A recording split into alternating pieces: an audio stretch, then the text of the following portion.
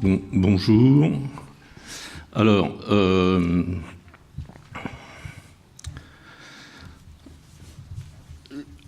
je réponds en fait partiellement à la commande, parce que la commande était très vaste. Ma présentation va s'appuyer sur la question espace public, patrimoine et modernité. Comment revisiter les espaces hérités? Y a-t-il des questions patrimoniales, des héritages techniques, patrimoniaux également, qui constituent ce qu'on pourrait appeler les caractéristiques de certains territoires, de certaines villes. Donc je vais vous emmener faire un voyage. Je parlerai peu de Paris, parce que, mais j'en parlerai à la fin de l'intervention, parce que vous allez beaucoup en parler, et puis je crois que Benjamin Lemasson et Pierre-Alain Trévelot cet après-midi évoqueront l'actualité de la conception de l'espace public à Paris. Et c'est pas illustré, mais j'en dirai quelques mots oralement, puisque c'était également une question posée. J'évoquerai un peu ce que je pense de la question de l'espace public métropolitain corrélé au sujet du Grand Paris. Voilà. Alors,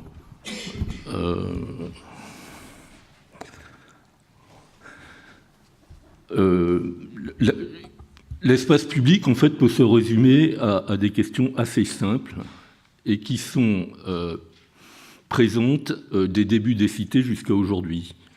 Je crois que tout professionnel qui a travaillé sur ce sujet sait que on a trois sujets incontournables qui sont la nature du sol, la question de l'écoulement de l'eau et la question des pentes, en fait. Et cette question, on la retrouve dans la cité antique, au Moyen-Âge, pendant la Révolution industrielle, et aujourd'hui, elle est permanente. Cette question a été abordée, enfin, j'attends que Éric Alonso sorte le bouquin de sa thèse qui fait une histoire architecturale des espaces publics et des infrastructures, parce que je crois que ça sera le premier travail exhaustif qui donnera un aperçu historique sur ce sujet, qui a pour l'instant pas fait l'objet de choses écrites et un peu théorisées. Mais on retrouve dans ce qu'a été l'ingénierie de l'Empire romain, qui a conquis l'empire que l'on connaît et par la force des armes, mais de la culture et aussi de la technique. Il y avait deux sujets qui étaient majeurs dans l'équipement des grands territoires et des villes pour les Romains. C'était la question de l'adduction d'eau et la question de la construction des routes. Toutes les routes qui sillonnent le bassin méditerranéen, sont là pour en attester.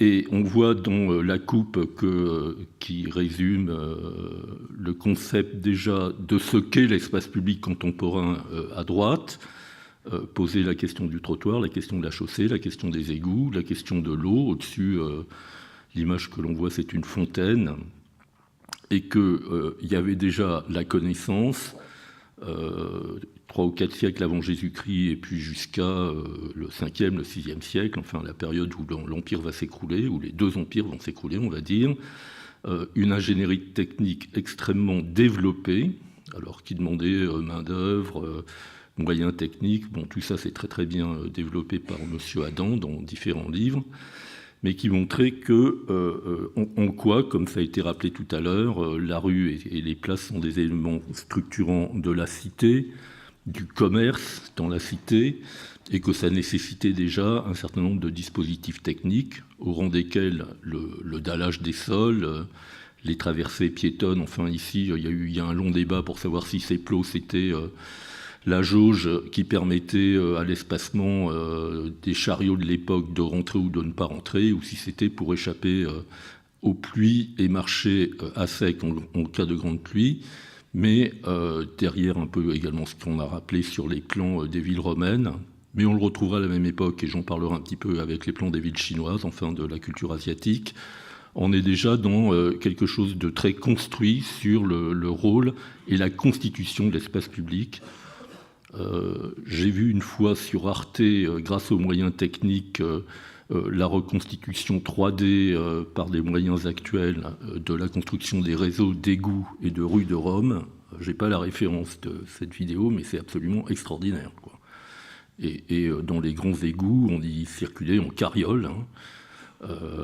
Donc c'était des ouvrages, si vous voulez, quand on voit les moyens techniques qui étaient considérables mis au service de l'édification de l'Empire et de ces grandes cités, je crois qu'il faut attendre la révolution industrielle pour retrouver un degré de compréhension globale et de technicité de cette échelle. Alors évidemment, cette question des sols, notamment en Europe, et des sols en pierre, va occuper tout le Moyen-Âge, et on parlera un petit peu de Paris, mais à peu près toutes les villes européennes, avec, en ce qui concerne Paris, déjà sous Philippe Auguste, la création d'un service du pavé. Et on retrouve enfin pas mal d'écrits, si vous voulez, surtout en fait, donc pour les gens qui ont fait des recherches sur tout ce qui est la Flandre, la Wallonie, les villes nordiques. Peu de choses écrites sur les villes italiennes, à part les traités que l'on connaît. Et les corporations de paveurs ont été très très importantes au Moyen-Âge et sous l'Ancien Régime. Et lorsque, par exemple, on fait des fouilles, là c'est une photo des fouilles du quartier du Born, je ne sais pas si vous connaissez cette histoire à Barcelone. Dans la photo à droite, c'est un marché du 19e qui avait décidé d'être restauré. Et en fait, en faisant les fouilles sous ce marché, qui était situé à l'emplacement des démolitions des fortifications dans les années 1850, avec le plan de Cerda, on a retrouvé quasiment intact, parce que c'était sous les remblais, si vous voulez, des démolitions des quartiers que l'on avait détruits à l'époque, la ville du XVIIe siècle, avec ceci de particulier aussi que... il se trouve qu'à Barcelone, il y a un chercheur qui avait travaillé sur les archives des notaires, et il était capable de dire aux archéologues sur chaque maison qui avait habité et les activités qui s'étaient passées dans chacune de ces maisons. Et aujourd'hui, si vous allez visiter ce marché, qui finalement, il est devenu plutôt un monument à l'histoire de la Catalogne, d'un certain point de vue, et on retrouve, ça se visite. On a à 1,50 m, 2 mètres par rapport au sol extérieur, les vestiges de toute la ville, qui était une ville très industrieuse, hein, de la ville du XVIIe, et on y voit comment étaient organisés ces espaces publics, dont j'ai mis ces photos sur les sols, hein, des pavés dégrossis, et puis ces photos sur les réseaux d'égouts, qui étaient hérités de la tradition romaine. Donc cette tradition, on la retrouve dans toutes les villes, les villes italiennes et les villes... des grandes places, des marchés à la fin du Moyen-Âge et à la Renaissance. Donc je crois qu'on connaît tous tout à l'heure une place, la restauration d'une de ces places a été montrée. Ici, on est sur la place d'Arras. Et puis, on retrouve aussi cet esprit dans beaucoup de villes françaises, si vous voulez, et de réaménagement d'espaces un peu emblématiques qui doivent certainement être traités avec... le soin et je ne sais pas si on est dans des secteurs sauvegardés ou ça j'ai pas regardé, mais que on reprend le sol, le fil d'eau, le dessin des pavages en s'inspirant des techniques antérieures, des matériaux de la région, hein, donc le puits c'est de la lave noire, hein.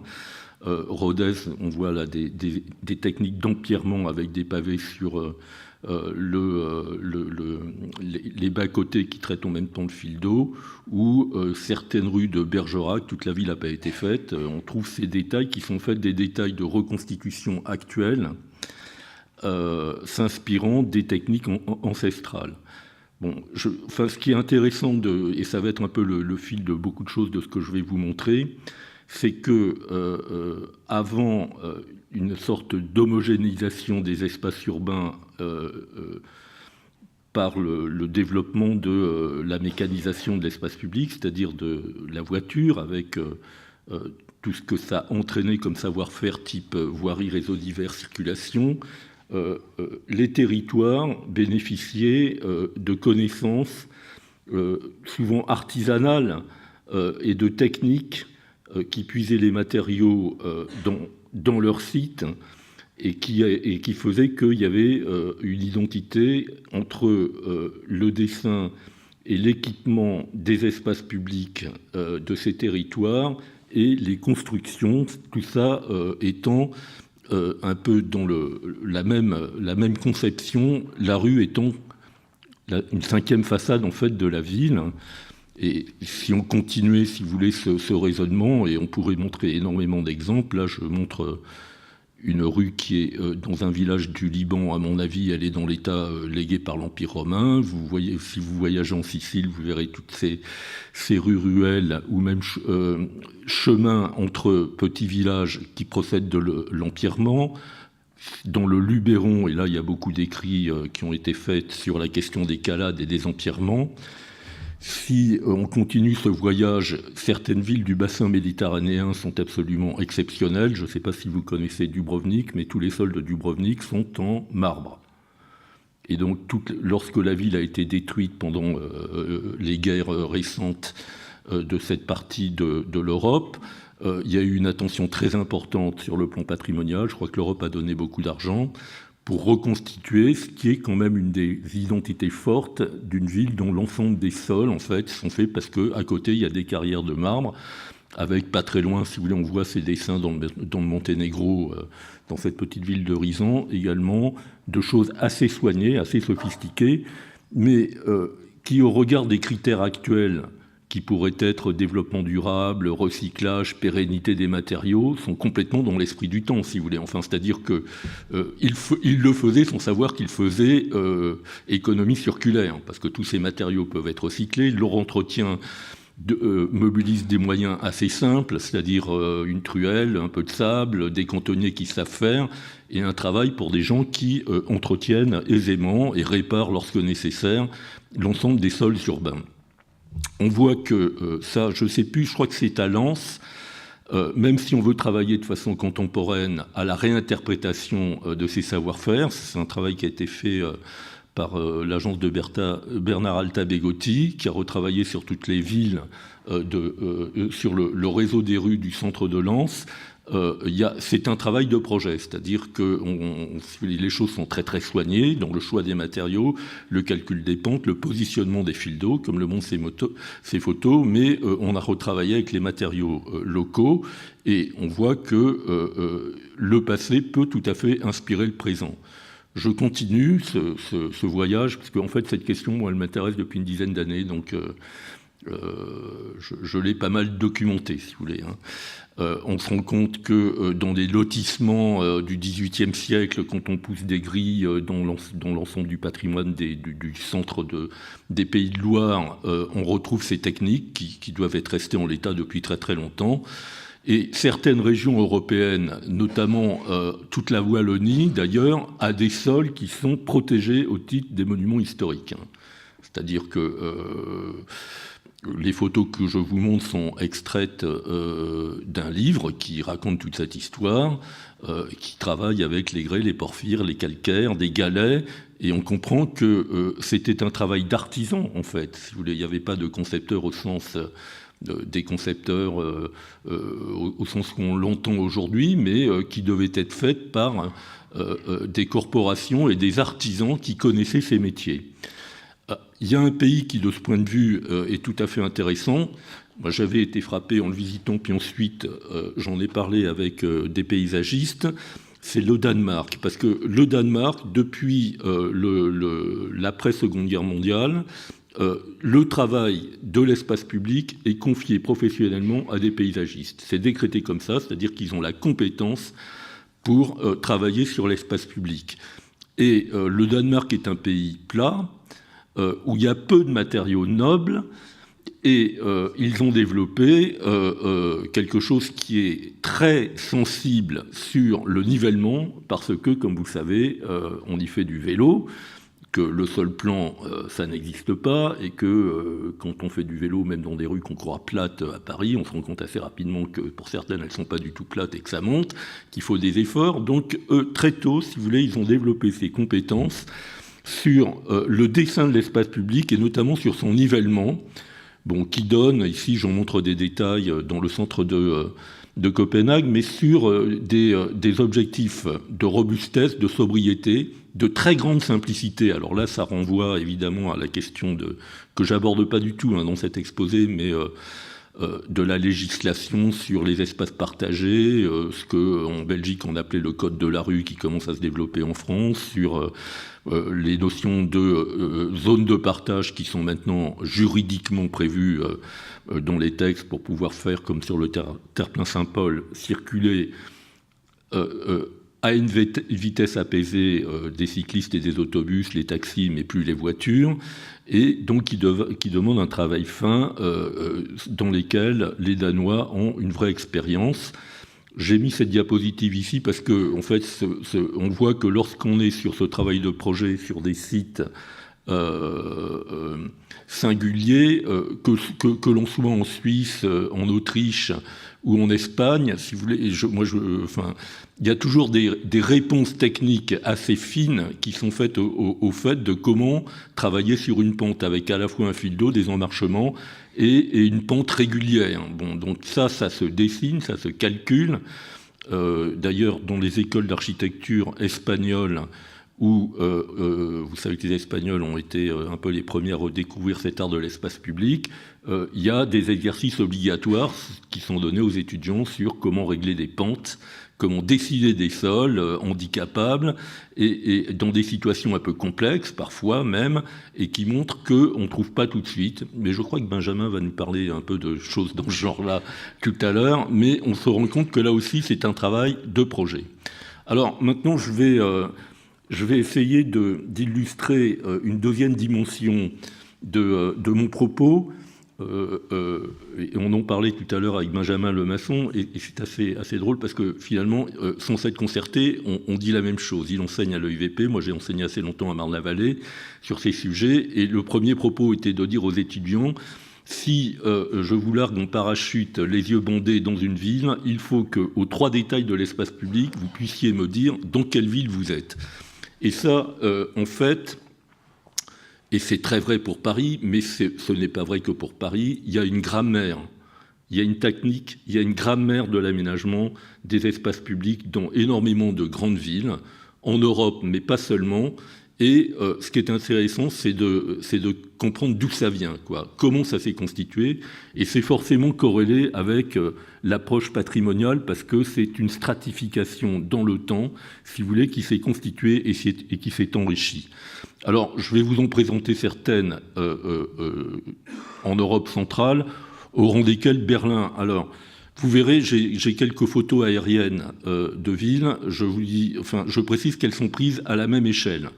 C'est-à-dire, là, j'ai pas le temps puis c'était pas l'objet de la démonstration ou de l'exposé d'aujourd'hui, mais évidemment, la trame qui constitue un peu l'espace public, le squelette de la ville, est très corrélée à des histoires de constitution des morphologies et des tissus urbains.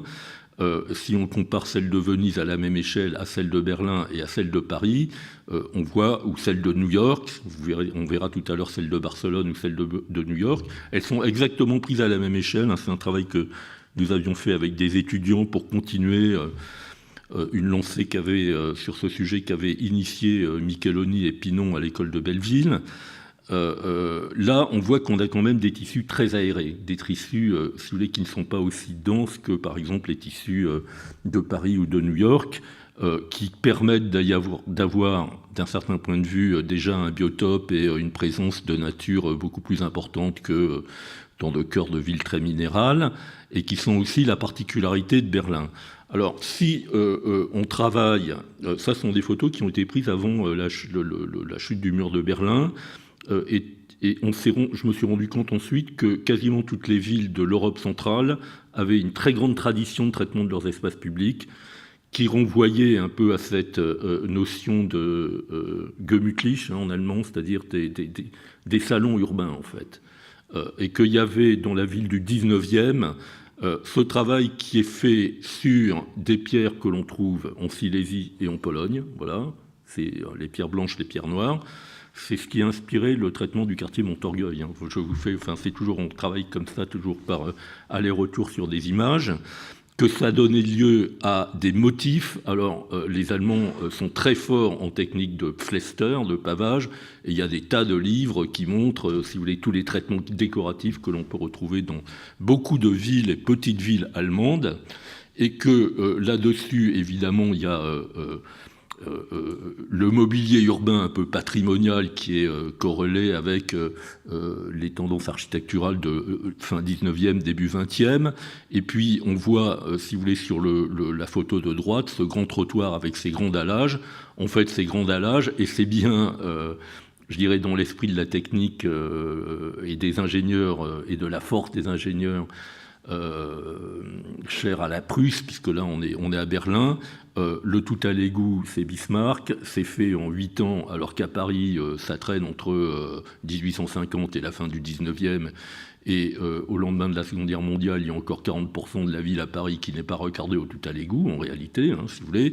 Là, alors le sol de Berlin, c'est un sol en sable, donc techniquement est assez plan, donc techniquement on n'est pas dans les mêmes contraintes que le sol parisien. Mais en fait, ces grandes dalles, c'est pas un effet décoratif, c'est les dalles qui couvrent les caniveaux techniques. Donc il y a déjà, si vous voulez, cette idée déjà d'un caniveau technique dans lequel on va pouvoir mettre quelques réseaux de façon spécifique pour gérer l'ensemble de la ville. Donc je vous montre quelques images parce que je crois que tout ça, si vous voulez, entre ce style un peu régionaliste qui est en fait une station du S-Bahn, donc on trouve un café en bas et puis en haut c'est la station pour aller prendre le S-Bahn. Le dessin à la fois des parterres, des petites bordures, des allées en petits pavés, de la présence ou pas de la végétation, tout ça on voit que c'est une conception d'ensemble, si vous voulez, que les choses ne sont pas faites séparément, et c'est y compris le mobilier urbain. Et assez curieusement, si vous voulez, si on regarde des périodes qui sont la période de l'entre-deux-guerres et du mouvement moderne, par exemple des Siedlungen, on est dans une écriture, certes, d'architecture qui n'ont rien à voir avec celle de la fin du XIXe siècle, mais on est dans la même unité, en tout cas conceptuelle, de traitement de l'espace public, c'est-à-dire que quelque part, sans réinterpréter dans la République de Weimar, avec tout le mouvement moderne, notamment de la construction des grands lotissements d'ouvriers, ce même soin apporté à l'espace public. Alors dans la photo, à l'époque, si vous voulez, là vous avez une cité de Bruno Taut qui a été restaurée, et puis au même moment, une cité également de Bruno Taut, mais qui était dans Berlin-Est avant restauration, puisqu'on est, les photos datent d'avant la chute du mur. Bon, elle est quand même à peu près restée dans son jus. Il y a peut-être un peu moins de soins apportés à l'entretien des dalles et de la végétation, mais bon, le mobilier urbain est d'époque, et on voit que tout ça, ça participe aussi d'une pensée globale. Donc je mets deux photos, parce que je pense, si vous voulez, celle-ci et celle-ci, sont assez caractéristiques, en fait, si vous voulez, de l'état d'esprit de l'espace public de Berlin. En fait, si vous allez à Berlin, bon, à part dans des quartiers où on est un peu, où il y a les gros blocs, dans la tradition plus de densité, la ville est assez lâche, très étendue, et on voit ces respirations, ces détails de mobilier, ces matériaux sur le sol. Et puis ce verdissement qui participe à Berlin d'un discours beaucoup plus construit sur la question de la biodiversité, de retrouver de la nature en ville, si vous voulez, qui est moins, je dirais, entretenu. Maintenant à Paris, on commence un peu à travailler dans cet esprit. Mais voilà, moi je dirais, si vous voulez, ces deux photos, elles signent un peu la spécificité de l'héritage sur lequel Berlin repose et il se restaure. J'ai fait le même exercice, si vous voulez, dans certaines villes hollandaises. Donc là, on est dans une très jolie petite ville qui est Middelburg, où voilà, je veux dire, on pourrait prendre des photos de chaque rue, de chaque ruelle, à tel point, si vous voulez, le travail du sol est soigné. Mais une des particularités, et que l'on retrouve dans toutes les villes hollandaises, c'est que la limite de propriété n'est pas l'alignement du bâti, mais c'est l'alignement du petit trottoir que vous voyez ici avec la flèche, qui permettait d'ajuster souvent un rez-de-chaussée surélevé de quelques marches par rapport au sol, et des trappes qui permettaient, que l'on voit sur l'autre photo, si vous voulez, soit de descendre dans des petits locaux commerciaux, soit d'amener le charbon ou des marchandises, et qui ont permis, donc on voit que la limite entre espace public de l'alignement, si vous voulez, pas de la même que celle qu'on trouve traditionnellement, par exemple, dans les règlements français, et que tout ceci a permis, notamment dans plusieurs villes, de commencer un travail de végétalisation des pieds des bâtiments, parce que c'était, je pense, c'est possible par cette question de statut juridique de l'espace. À Paris, on a beaucoup de mal à faire ça, hein, pour des tas de questions liées, entre autres, aux infiltrations, qui le géreraient, alors que certains quartiers essaient de le développer. Je continue cette visite avec deux villes, hein, qui sont Vienne et puis Prague. Donc, Vienne, je vais montrer vite ces photos, et puis vous connaissez le film Le Troisième Homme, alors si vous allez à Vienne et que vous tombez sur un bon guide, il vous fera le parcours dans la ville du film. Et c'est assez intéressant parce qu'il vous fera le parcours en racontant un peu aussi ce que je raconte ici, mais à sa façon. Et là, on a un éventail, et la ville continue évidemment d'entretenir et de réparer ou d'adapter. Vous voyez par exemple avec le travail sur les pistes cyclables, finalement les choses sont très très ouvertes, c'est-à-dire il y a une cohabitation, mais je pense que ça c'est culturel, entre les différents modes. On met pas des trucs de protection sur les vélos, et puis les cyclistes à Vienne, ils acceptent de pédaler sur un dallage au sol, on n'a pas mis une piste en enrobé, enfin tout ça culturellement ça marche bien, ça pose pas de problème particulier. Alors Prague, ce qui est intéressant, parce que là c'est extrêmement surprenant, mais si vous voulez, toute la ville de Prague est traitée avec un soin par quartier et par îlot d'un dessin des sols, des trottoirs. Alors évidemment, bon, j'ai pris contact avec les architectes de la ville, et en fait, ce cahier des charges existe depuis la moitié du XIXe siècle. L'époque où on demandait, y compris, il y a une extension haussmannienne d'une partie de Prague, et donc c'est l'époque où, lorsqu'on construisait un bâtiment, on demandait aux constructeurs de réaliser le trottoir et la moitié de la chaussée. En fait, c'était à la charge, l'investissement était à la charge des bâtisseurs, et on donnait un cahier des charges qui pouvait être interprété de différentes manières, si vous voulez, mais à chaque quartier pour avoir un travail soigné sur les trottoirs et les chaussées. Et alors c'est très très présent dans toute la ville. Alors toute la ville, je dirais patrimoniale de Prague, vous retrouvez alors décliné dans une grande variété de dessins ce type de sol. Et je crois qu'il y a beaucoup de villes d'Europe centrale, parce que je les ai pas, qui ont repris un peu ces traditions-là, hein. On me dit que Dresde, par exemple, qui avait été démoli, s'est reconstruit, et il y a un travail patrimonial qui est fait un peu comme à Berlin. Alors, l'Italie, je dirais que ça c'est culturel en Italie, parce que je crois que c'est un héritage qui vient de cette photo de droite, hein, qui est une voie d'Herculanum. Mais le travail sur la pierre et les sols italiens est présent dans toutes les villes, avec évidemment une homogénéité entre les quartiers piétons où la voiture est depuis longtemps interdite, comme à Bologne. Bologne a été une des premières villes un peu à se lancer dans des approches intégrant sur l'espace public cette dimension patrimoniale, le mobilier urbain. Et quelles que soient les situations, on découvre des choses assez surprenantes. Alors si vous avez l'occasion d'aller à Urbino, qui est quand même une ville qui est dans la pente, on constate que, d'une part, il y a des trottoirs inversés, hein, c'est-à-dire que les marches ne sont pas dans le sens de la montée, mais elles sont dans le sens de la descente, c'est-à-dire c'est pour empêcher que l'on glisse ou que l'on tombe en descendant. Il y a une intégration du fil d'eau qui, souvent, en bas, donne un jet d'eau et une fontaine, c'est-à-dire qu'on récupère, compte tenu de la pente.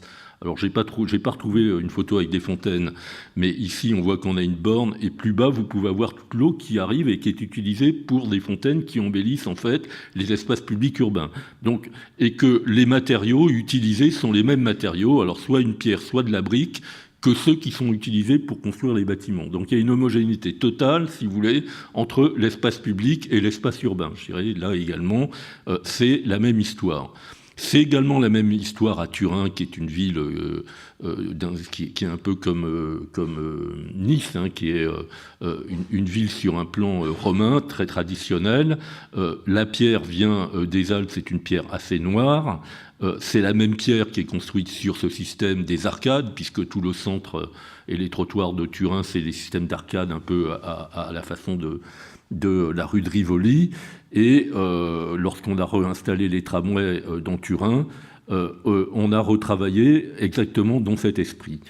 Alors un pays qui est très surprenant de ce point de vue, c'est le Portugal. Alors le Portugal, vous savez que c'est un petit pays qui a été un très très grand pays avant que l'Espagne ne prenne avec la papauté le pouvoir sur les mers. En fait, ceux qui ont découvert les premiers grands navigateurs étaient portugais. Et donc ils ont sillonné les mers Magellan, le tour du monde. Enfin, ils ont été les premiers à avoir une extension coloniale très importante. Et je vais vous dire comment. Moi, j'ai toujours pas l'explication de comment ces modèles ont pu s'exporter.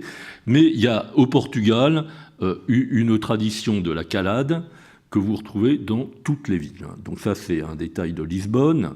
Bon, ça, ce sont des détails de Lisbonne.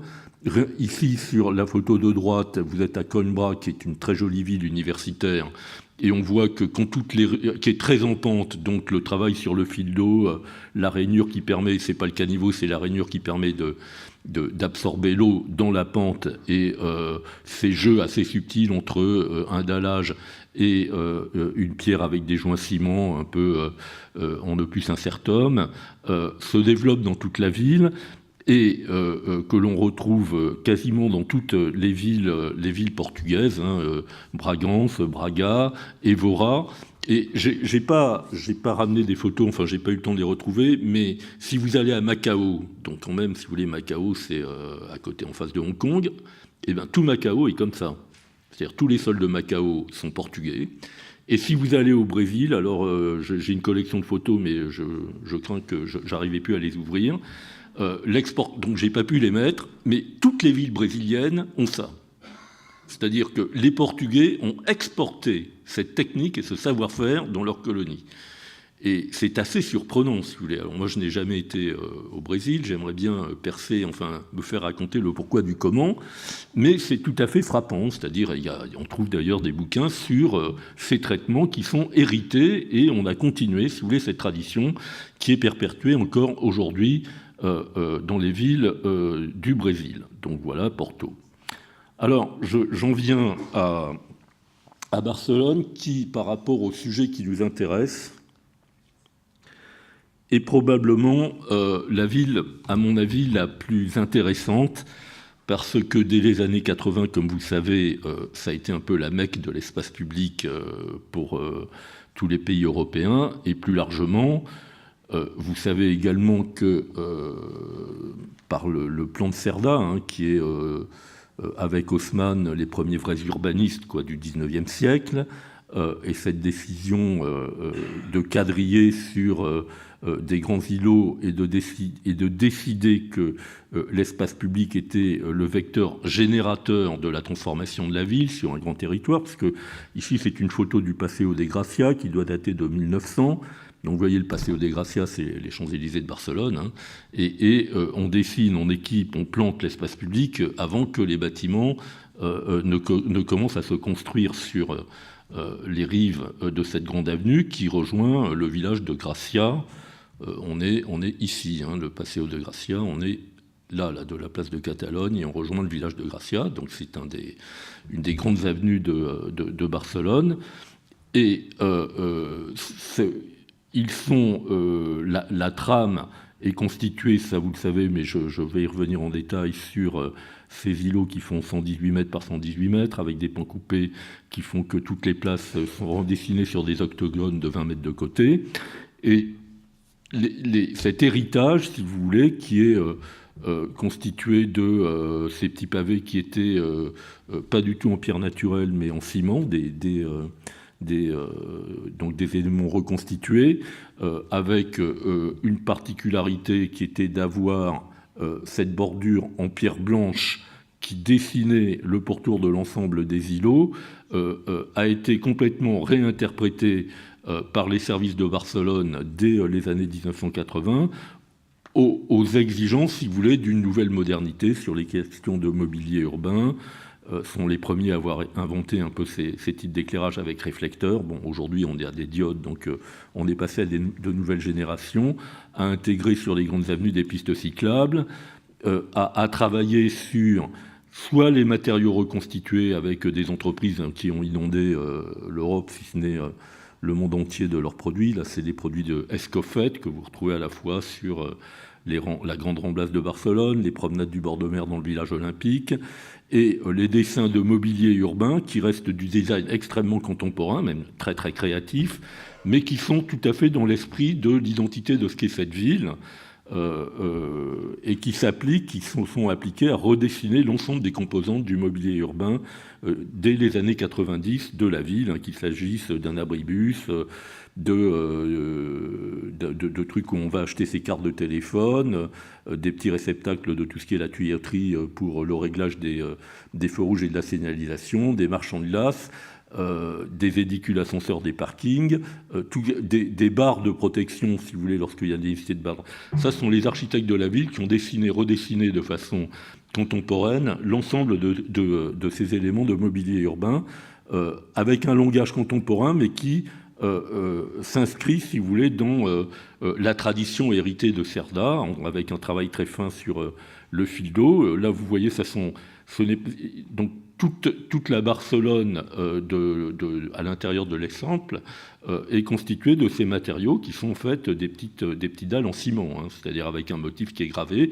C'est assez simple, mais c'est ce qui constituait l'unité de l'espace public barcelonais. Alors, ce qui est intéressant je trouve, avec les Barcelonais, si vous voulez, c'est qu'ils sont en adaptation perpétuelle à la modernité d'un certain point de vue. Donc il y a le quartier Arrobas 22, là, qui, je ne sais pas, pour ceux qui connaissent Barcelone, vous avez dû certainement entendre parler de cette grande opération qui prend une trentaine d'îlots de Cerda, qui est au nord de la ville, entre un quartier, un vieux village avec une ramblas qui s'appelle Poblenou, la place des Gloriès où il y a le bâtiment, la tour Akbar de Nouvelle, et le front de mer. Et ils ont retravaillé parce que sur l'ensemble de ce quartier, en travaillant un peu comme sur les nouveaux réseaux, c'est-à-dire en revoyant l'ensemble des réseaux de la ville et en connectant notamment par tout ce qui est nécessaire à l'informatique, l'ensemble des immeubles et des parcelles pour faire en sorte que l'ensemble de ce quartier soit connecté aux nouvelles technologies. Donc voilà des exemples de travaux qui sont menés sur les rues de ce quartier. Et en redessinant, c'est ça que je trouve assez intéressant, parce que, et ça c'est fait par les architectes de la ville, en redessinant et en actualisant les principes de Cerda dans une relecture contemporaine, hein, puisque ici, on ne va pas compter les arbres, mais sur le pont coupé, on a 2 arbres.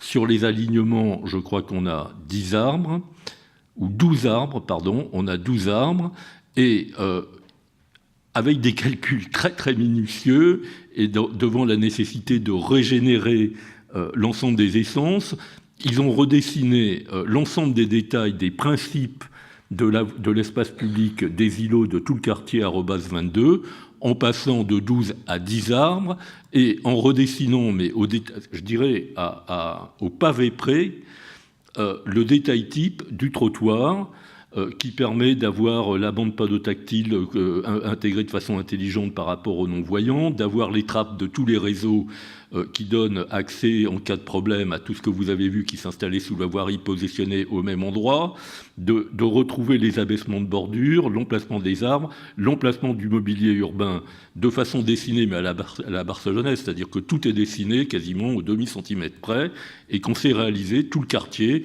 de retrouver des passages piétons abaissés conforme aux normes handicapées.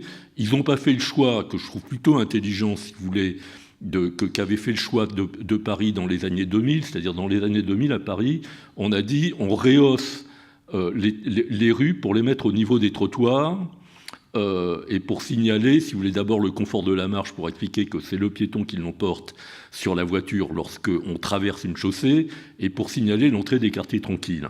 Bon, Barcelone a beaucoup... alors, ça a pas mal d'inconvénients. D'ailleurs, je crois que ce dispositif a été critiqué et par les usagers cyclistes, parce qu'il y a des ruptures quand vous passez chaque fois sur ces petits dodanes qui ne sont pas forcément agréables. Et puis surtout, il y a une rupture de la continuité du fil d'eau qui a toujours posé des problèmes techniquement pour les services de la ville. Donc Barcelone, eux, ont préféré travailler sur le détail de l'abaissement de la bordure de trottoir, conforme aux normes handicapées, et mettre beaucoup de peinture sur la traversée au sol de la chaussée, en recréant les sas pour les vélos, en travaillant, si vous voulez, sur de la peinture, plutôt que des travaux de génie civil onéreux, mais par contre, un soin plus important apporté et systématisé. Alors évidemment, vu le côté systématique de l'ensemble des îlots barcelonais, c'était assez simple à appliquer, puisqu'il y a une géométrie qui s'étend quasiment à tout le centre de la ville historique. Mais ils reprennent ces détails en les adaptant à l'ensemble des villages intégrés, que ce soit Sants ou Gracias, au réseau de l'ensemble du territoire de l'actuelle Barcelone. Donc voilà, ça donne ces choses qui sont lisibles, simples, compréhensibles par tout le monde. Voilà, là ça c'était l'ancien dispositif avec la valoir et cette petite bordure en pierre calcaire blanche qui était propre un peu à l'écriture de l'îlot barcelonais. Donc ils ont retravaillé tous ces détails, un peu comme elles font au 19e, je dirais. D'un certain point de vue, je crois que c'est le même état d'esprit pour le systématiser à l'échelle de tout le territoire de la ville de Barcelone. Alors, il continue, si vous voulez, ce travail. Là, je déborde un petit peu du propos parce que ça serait un autre exposé, mais Barcelone a, du point de vue de l'évolution des mobilités dans la ville, mené toute une réflexion qui prenait dans le même mouvement les transports en commun, les pistes cyclables et le confort des piétons. Alors, dans un premier temps, ils ont proposé de regrouper 9 îlots et de considérer qu'à l'intérieur des 9 îlots, il n'y avait plus de circulation et que la circulation se retrouvait en périmétrie de ces 9 îlots.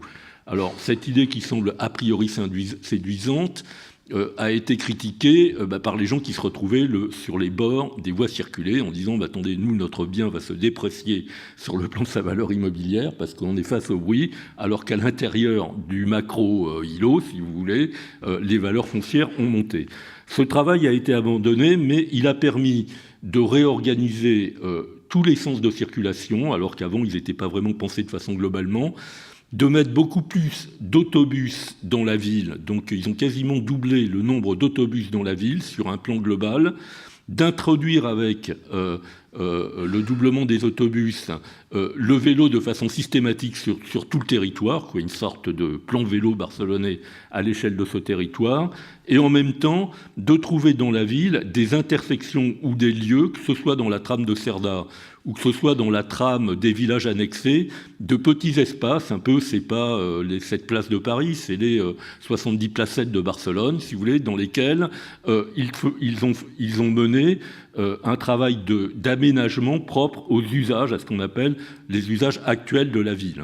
Donc là, je vous en montre quelques-uns pour voir ce que ça donne comme évolution dès lors que, de façon un peu éclatée sur l'ensemble de ce territoire, en réorganisation, les mobilités et la circulation, on peut retrouver des placettes qui sont vraiment à l'échelle de la vie locale. Donc je vous en passe 3 ou 4 pour que vous compreniez que, en fait, l'important, c'est en fait de livrer un espace libre, bien aménagé, qui dispose de ce dont il a besoin pour s'éclairer et se planter, et dessus, la vie s'installe, si vous voulez. C'est-à-dire que les gens en prennent possession naturellement. C'est-à-dire que ce n'est pas la peine de faire d'autres choses, puisque, d'un certain point de vue, les services techniques, ils sont là pour donner l'agrément, le confort. Donc ça a un coût, puisqu'il faut que ce soit solide, que ça résiste dans le temps. On ne va pas refaire ça tous les 10 ans. Mais derrière, que ce soit confortable et que ce soit accessible, notamment aux normes handicapées qui sont le plus grand dénominateur commun de l'ensemble des usagers. Et voilà, ça donne un peu cette révolution des usages sur un ensemble d'espaces dans la ville.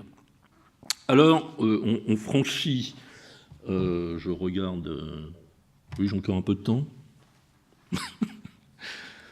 On franchit et on va arriver dans une ville qui va vous paraître surprenante parce que New York, c'est une ville qui est à l'échelle du piéton. J'étais extrêmement surpris les premières fois que j'y étais, et donc je me suis un peu documenté sur le sujet. En plus, New York a depuis maintenant une dizaine d'années une politique très très dynamique sur les modes doux, la végétalisation de l'espace public, mais il y a un héritage. Il y a un vrai héritage que vous retrouvez à New York et à Chicago, et cet héritage, il repose sur des savoir-faire techniques que vous pouvez télécharger si vous allez sur le site de la direction de la voirie de New York. Tout est écrit. Alors je vous montrerai certains détails de plans parce que il donne tous les travaux. Alors il y a eu un retour parce qu'il y avait une baisse d'investissement sur l'ensemble des infrastructures et les équipements publics aux États-Unis depuis plusieurs années. Et depuis une dizaine d'années, même 15 ans, si vous voulez, le maire de New York a compris qu'il fallait réinvestir sur l'espace public. Pour ceux qui y allaient avant, vous voyez, ça fumait un peu partout, les réseaux avaient des fuites, les chaussées n'étaient pas très bien entretenues, alors qu'il y a des connaissances techniques dans les services qui sont très pointues, très construites, avec des cahiers des charges, que ce soit sur les questions de bordure, que ce soit sur les aimants de pièces métalliques que je vais vous montrer, qui est quelque chose d'assez surprenant sur la bordure, que ce soit sur la qualité des fondations et des sols béton, qui sont des bétons qui ont certaines particularités et qui sont lissés avec des grands râteaux sur les grandes dalles, comme on le voit ici ou on le verra sur d'autres photos, que ce soit sur la question de l'entourage de tous les arbres avec toutes les grillettes, en sachant que aux États-Unis, enfin à New York, chaque quartier a un budget et quelque part dans un système autogéré avec une sorte de conseil de quartier, il a son budget pour savoir comment il fleurit et comment il s'occupe de ses pieds d'arbres. Alors évidemment, dans les quartiers riches, ça donne des choses assez somptueuses parce qu'ils ont les moyens de le faire autour de Central Park. Puis si vous allez à Greenwich Village, c'est les mêmes principes, mais bon, c'est un peu moins bien entretenu, mais c'est géré à l'échelle des quartiers. Ça, je trouve ça assez intéressant. Et ça a donné, si vous voulez, en tout cas, des connaissances techniques de très très grande qualité, notamment, et moi j'avais été frappé par les trottoirs de Chicago, parce qu'ils sont extrêmement simples, mais c'est des bétons blancs impeccables. Enfin, je veux dire, alors j'ai pas les prix au mètre carré, mais je vous ai parmi des photos de chantier, j'en ai, mais on voit que les principes, la granulométrie des fondations, les drains qui ramassent la flotte, parce qu'il y a des joints ici et dessous, la flotte est ramenée par des drains, je n'ai pas voulu vous imposer toutes les coupes techniques, tout ça est assez travaillé, et ce qui est assez intéressant à New York, si vous voulez, c'est de voir que dans beaucoup d'endroits, la bordure, vous savez que la bordure, elle apparaît avec le trottoir et elle se distingue du trottoir par le fait qu'en tant que bordure, il faut qu'elle résiste au choc. C'est un élément dur. C'est le débat qui amènera Alphand à décider que, par exemple, à Paris, c'est une pierre dure qui fait 30-30, qui est en granit massif, parce que voilà, la bordure, c'est un matériau qui doit résister. Alors, à New York, si vous voulez, la bordure, elle est faite dans ces pièces métalliques. Et en discutant avec des confrères de la ville de New York, ils m'ont dit que c'est culturel. Alors je leur ai dit, ah bon, pourquoi c'est culturel ? Eh bien, ils m'ont dit, je suis le raisonnement, et en fait, en réfléchissant, regarde, il m'a dit, Bernard, regarde, le métro parisien, c'est de la maçonnerie voûtée. Le métro de New York, c'est de la charpente métallique, poteau-poutre. Il se développe avec le développement de la métallurgie et des structures en acier pour construire et le métro et les gratte-ciel. Et quand on s'est posé la question de la protection de la bordure de trottoir, on a décidé que ça serait de l'acier. Voilà, c'est aussi simple que ça. Et donc là, on voit à quel point, si vous voulez, les questions culturelles par rapport à l'histoire des villes ont une influence. Et si vous allez, ça je vous ai mis ce détail parce qu'il est quand même extrêmement intéressant, si vous allez sur les cahiers des charges techniques de la ville de New York, vous trouverez le dessin de la cornière en acier qui est parfaitement décrite, qui vient se figer sur les bordures, bon, plus tout ce que je vous ai raconté sur la nature du soubassement, la nature des bétons qui vont venir faire les trottoirs. Et ces cahiers types, qui sont des cahiers très très techniques, si vous voulez, qui sont soumis comme obligation aux entreprises adjudicataires de travaux, c'est la règle, quoi. C'est-à-dire ils doivent se conformer à ces prescriptions techniques et dans toutes ces qualités, je dirais, de résistance des matériaux, de mise en œuvre, etc. Standard Data of Construction, New York City. Allez sur le site, tout ça c'est en open, c'est accessible, et c'est quand même assez impressionnant. Alors, New York, il y a beaucoup de salons urbains, mais ça, je crois que c'est lié, et ça arrive maintenant en France avec l'effet cumulé des 35 heures, qui fait qu'on prend très peu de temps pour manger, que tout ce qui est les sandwichs russes se sont développés dans la rue. On mange beaucoup plus dans l'espace public qu'on ne mangeait il y a 15 ou 20 ans, je pense, à Paris. À New York, ce sont des photos qui sont prises dans le quartier de la City ou des squares. Si vous voulez, quand il fait beau, tout le monde va s'installer à la pause du repas pour déjeuner dans la rue. D'ailleurs, on va dans des magasins où on choisit ces trucs dans des paniers et on les amène sur l'espace public.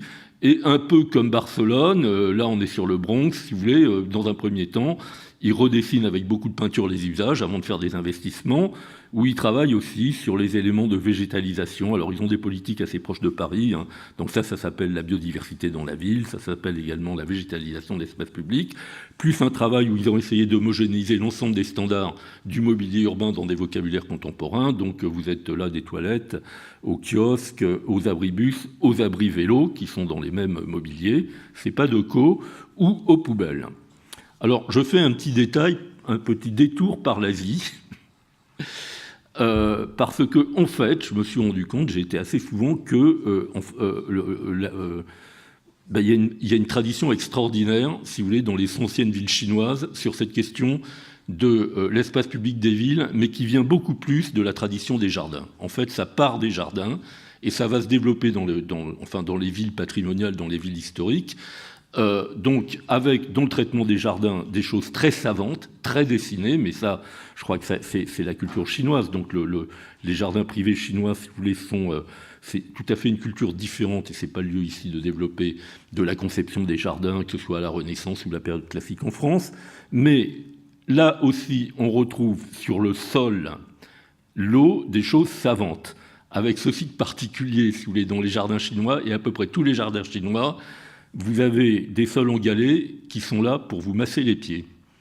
C'est-à-dire que vous voyez les gens qui quittent leurs chaussures et qui se font des papouilles sur les pieds, mais ils sont très dans la culture asiatique, des soins du corps, on fait de la gymnastique dans l'espace, on fait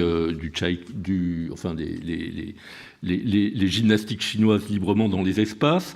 Et ces cultures, si vous voulez, se sont également développées lorsqu'on a l'occasion d'aller voir des villes un peu culturelles qui sont restées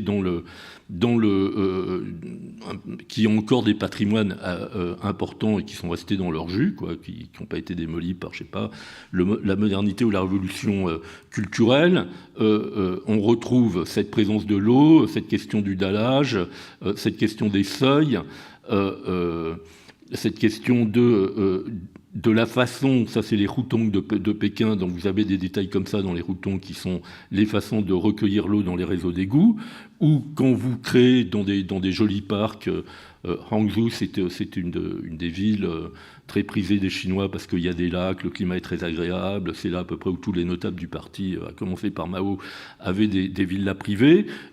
Lorsqu'ils travaillent sur même des chaussées, des voiries à grande circulation, on voit qu'il y a un traitement, il y a une culture, enfin on le constate, du traitement des berges. Et alors, encore plus intéressant, c'est que lorsqu'ils reconstruisent des quartiers, alors là évidemment ce sont des quartiers résidentiels pour la classe moyenne et la classe moyenne supérieure, il y a une réinterprétation chinoise, si je puis dire, ou de leur culture, du mélange entre le jardin, le traitement des sols et la ville, qui donne, et ça il y en a plein, enfin vous en trouvez, ça sont des lotissements contemporains, mais qui réinterprètent un peu la ville et les traditions anciennes dans des habitations prévues pour des personnes assez aisées en Chine.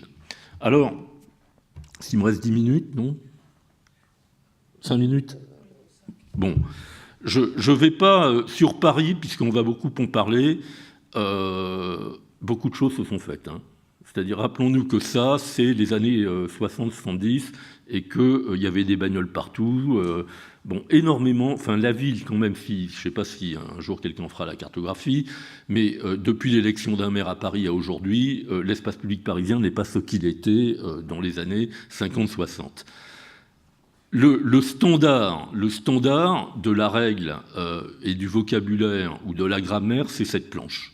Bon, alors, elle raconte à peu près tout de la composition de l'espace, puisque le trottoir qui est une promenade, les promenades d'Alphand, a une largeur qui permet de planter des arbres. Ces arbres sont dotés de protection avec une grille qui signe Paris, dans des tranchées de terre végétale. La houppe des arbres est taillée à la hauteur de ce que raconte le règlement de voirie, c'est-à-dire le PLU de l'époque, sur la hauteur des rez-de-chaussée des bâtiments dans lesquels on trouve des commerces, et la hauteur de l'éclairage piéton est fixée à 4,50 m, qui correspond à une géométrie de la rue en coupe et de la rue en plan, où tout ça fabrique un espace public qui est en gros l'héritage de l'espace public parisien. Hein. Voilà le boulevard Voltaire, on pourrait dire voilà le boulevard Voltaire. Donc moi je pense que ça fabrique une grammaire dont l'orthographe peut être écrite de tas de façons. Le tout, c'est d'être fidèle à la grammaire. Alors je pense que, je ne vais pas développer, mais je pense que Benjamin va développer tout ça avec beaucoup plus de précision, mais ça peut permettre de refaire, par exemple, un espace de rencontre sur le terre-plein Saint-Paul. Et puis, ça permet, si vous voulez, avec simplicité, d'accueillir à peu près tous les usages de la vie urbaine selon les saisons, qu'il fasse chaud, qu'il fasse froid, qu'on fasse une fête, que l'on fasse une brocante ou une manifestation, ou rien du tout quand c'est l'hiver. Bon, donc ça, moi, je pense que vous en reparlerez. Je pense que c'est un acquis pour Paris qui s'appuie sur un héritage des services extrêmement compétents. C'est une des rares villes à avoir des services aussi structurés et qui, normalement, ne devrait pas poser de problème majeur dès lors qu'on est d'accord sur ses fondamentaux. Voilà, normalement. Hein. Alors, je dis deux mots puisque la question m'était posée, mais je vais juste dire deux mots. Et la métropole dans tout ça. Alors, je passe tout à fait à autre chose. Alors, je vous donne un avis qui est un avis personnel, parce que je pense que ce n'est pas le problème. Enfin, je pense qu'il n'y a pas d'espace public métropolitain. Tout ce que je vous ai montré participe de cultures plus ou moins développées à l'échelle de territoires, qui sont en général des territoires, des sites patrimoniaux, ou des sites qui ont une histoire dont on a beaucoup parlé dans l'exposé précédent. Enfin, c'est un peu ce qui nous intéresse, et donc c'est comment être fidèle un peu à ces mémoires et travailler dessus en s'adaptant à la modernité et aux usages actuels. Mais ceci, ça couvre peut-être en Europe 12% du territoire bâti. Hein. Et la métropole, c'est tout le reste. Bon, comme par ailleurs, si vous voulez, je pense que ceci, et j'ouvre vraiment des discussions d'un autre ordre, ceci est en général l'héritage de l'adaptation de la ville à la révolution industrielle et la reprise un peu des patrimoines, des savoir-faire, un peu comme le droit coutumier a donné le droit, ou dans les régions ça donnait des cultures assez riches qu'il est utile de retrouver. Les défis du monde de demain se passent sur d'autres choses. Enfin, c'est ce que je pense. Alors, si j'essaie de lister ces autres choses, c'est évidemment l'évolution des mobilités. Il faut être conscient que quand on voit l'argent que mettent tous les grands groupes automobiles et tous les gens qui font de la recherche sur l'évolution des mobilités, c'est la mobilité qui va transformer l'espace public. C'est-à-dire que c'est par ça que le fric ira à la transformation de l'espace public. Donc il faut bien avoir ça en tête, mais en se disant une chose que j'affirme un peu ici haut et fort, et qui n'engage que moi, d'être attentif au fait que le fonctionnalisme de la bagnole, qui a donné tout ce que l'on n'apprécie pas, ne soit pas remplacé par le fonctionnalisme des modes doux qui pourrait donner de nouveaux dogmes. Enfin, et dans ces... Je ne dis pas que ce sont des dogmes, mais faut-il ériger, par exemple, le modèle ? Vous voyez, si je regarde la métropole, j'ai les centres-villes anciens, j'ai les grands ensembles, j'ai les cités-jardins, j'ai le pavillonnaire, et là, il y a une nouvelle couche qui arrive, c'est les écoquartiers. C'est complètement différent, c'est autre chose. Hein. Vous regardez un peu l'espace public des éco... Bon, comment tout ça constitue de la métropole ? Je ne sais pas. Bon. Alors, il y a par contre des constantes auxquelles il faudra essayer de trouver des objectifs unificateurs, donc autour de la mobilité, autour de la question des trames vertes et des trames bleues, parce que on sait tous qu'elles ont une importance stratégique par rapport aux questions d'îlots de chaleur, de rapport de la ville à la nature, autour de la question de l'usage de l'évolution des comportements en ville, confère par exemple l'exemple des places parisiennes ou l'exemple des places barcelonaises, mais ceci se passe à peu près partout dans le monde et ça dépend des budgets. Je ne vous l'ai pas montré, mais à New York, ils n'y consacrent pas énormément de budget, mais ils prennent de la peinture et ils occupent l'espace, et dans des endroits, ça se passe plutôt bien. Et dernier critère, moi, qui me semble important, c'est de ne pas oublier que, comme ça a été dit tout à l'heure très très bien par la personne qui est intervenue avant moi, l'espace public structure la ville, et donc le rez-de-chaussée de la ville, c'est-à-dire les activités, les commerces, etc., c'est quand même ce qui fonde la vie urbaine, quoi. Donc il faut être sensible au fait que se passe-t-il dans les rez-de-chaussée de la métropole, je dirais. Voilà, ça me semble très important. Donc dès lors qu'on a un peu des grands objectifs qui pourraient être partagés à l'échelon métropolitain, ensuite chacun peut le faire en fonction de la diversité de ces lieux, parce que Neuilly est très très bien doté. Si vous voulez, attendez, Neuilly c'est la ville la plus verte, hein. Regardez une photo aérienne, vous verrez ça sur le plan biodiversité, présence de la nature, etc. Le plan là c'est impeccable, hein. Les bâtiments sont pas alignement des rues, il y a des grands retraits, il y a des jardins derrière les grilles, etc. Bon, et c'est pas, je dirais, c'est pas Noisy-le-Sec, voilà. Mais il y a des choses très bien. Donc il faut aussi que chacun trouve des équilibres en fonction d'objectifs, je dirais, métropolitains. Alors, il y a peut-être une piste qui permettrait d'eux, c'est que, là, je vais terminer un peu là-dessus, mais ça n'engage voilà, que moi. Moi, je pense que pour faire des politiques d'espace public, il faut avoir des moyens et des services. Bon, voilà, Paris, c'est simple, unité de territoire, unité de financement, unité de commandement. Bon, et donc on arrive à faire des choses en discutant certes avec la préfecture de police et avec les services de l'État, mais ça facilite beaucoup de choses. Bon, pour faire passer le tramway de Noisy-le-Sec, ça fait, je crois, 3 mandats, parce que le prolongement du tramway se heurte à l'avis du maire de Noisy-le-Sec, qui n'a pas trouvé encore par quelle rue il ferait passer le tramway. Donc on pourrait imaginer que si on supprimait les départements et qu'on unifiait les services départementaux de voirie, qui gèrent quand même l'ensemble des voiries, des anciennes voiries nationales et des voiries départementales, qui sont les grands axes hérités d'Haussmann, parce que sans ça, les rues sont étroites, si vous voulez, c'est des petites rues, hein, la banlieue, hein. Sont des grandes avenues plantées. Ils gèrent aussi les parcs départementaux, ils pourraient gérer l'ensemble des grands espaces, je sais pas, je pense la corniche des Forts, par exemple, du côté de l'Île-à-Romainville, et ça ferait l'ossature, l'armature d'un service métropolitain de l'espace public qui pourrait donner des impulsions. Enfin, moi, c'est un peu comme ça que je vois les choses, mais on pourra en parler. Voilà, merci.